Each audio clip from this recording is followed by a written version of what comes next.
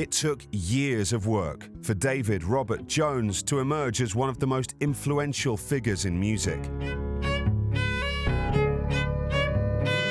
Growing up in the austerity of post-war Britain, he came of age in the swinging 60s. He was born in the Brixton suburbs of London in 1947 to mother Margaret and Barnardo's charity worker Hayward John Jones. David invited me down to his parents' place. There I was at 14 with this kind of man from another planet as far as I was concerned. It sounds silly now, but I'd never been to a working class house. I was in culture shock, but that was my own limited upbringing.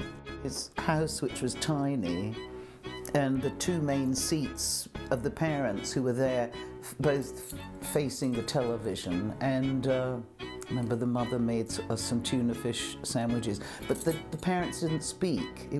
I'd never been into such a cold house. This is what shocked me. I'd never visited a house where people didn't laugh and make merry and be joyous, because it was just, it was like walking around with cement blocks on your shoulders. I met his dad. It was sort of petit bourgeois.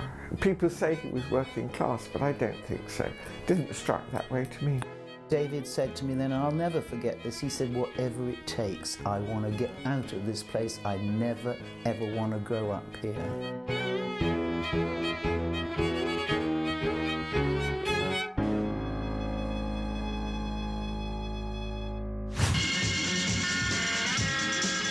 David was introduced to rock and roll at an early age through his elder brother Terry's record collection.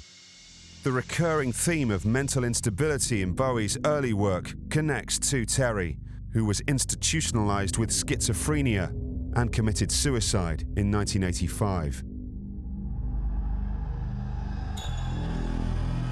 He did go and see his brother in the mental hospital. I didn't realise the enormity of the impact on the family, actually. And after that, he never mentioned his brother. Well, I never met the brother because he was institutionalised then.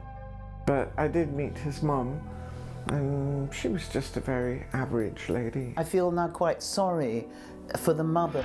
She was very stiff, very starchy. You had no chance of getting to know her properly. She was very reserved.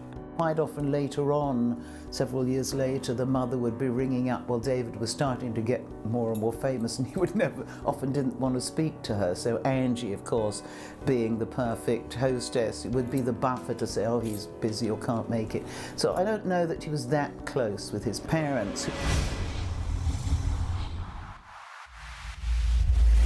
By the time he was 6, the Jones family had moved to the suburban streets of Bromley in Kent. David attended Burnt Ash Primary School and showed aptitude in singing and playing the recorder. It's inspiring how we went to our school. I think you're possibly right, the most famous ex-pupil of the school. 20, 30 years ago, he was thought of as quite radical. David Bowie appeared on the film Labyrinth. Personally, I didn't understand him.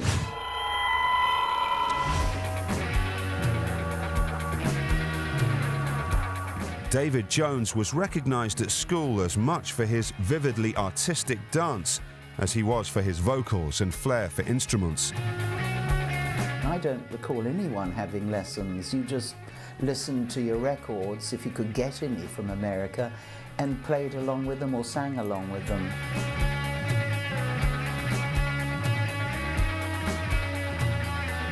It's rather disturbing because when you're young you think so much is important, including oneself. But as you get older, I think you find less and less is important, apart from some very fundamental things. One of them being a love of one's fellow man, and a care for their survival, and a care for one's immediate family, then friends, and then wider, like a circle, like ripples in water.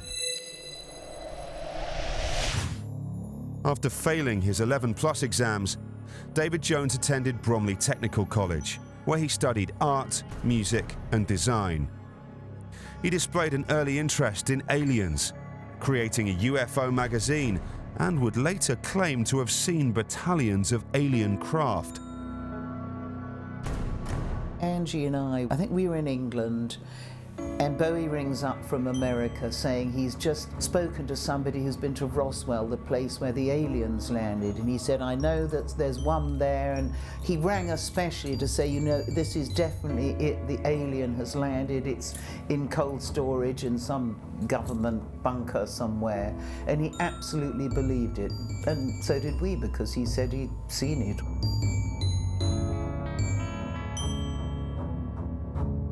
During David Jones' adolescence, there was one indelible incident in 1962 which would forever change his image. The incredibly photogenic eyes were partly a result of his being punched by his friend, George.